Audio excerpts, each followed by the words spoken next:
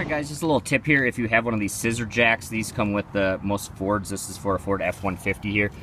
Sometimes they're kind of a pain to get started and to put down, especially if you're using like the whole setup here and it's really long and it always just flips over, you know, you have that happen. So once you obviously get it engaged with the truck, it's easy to use the whole setup and to jack it up and down. But once it gets disengaged from the truck and it's free, then it always flips over and stuff. So an easy way to get it started or to take it down is actually to just disengage this part from the rest of the poles here and just use this to get it started.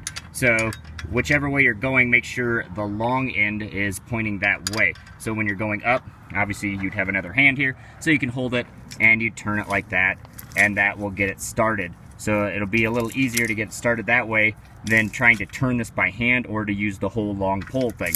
So again, now when you're going down, you're just going to flip this over backwards, and then you can use it to go that way, and that will get it down a lot faster and easier, and you won't have to deal with the whole thing flopping around.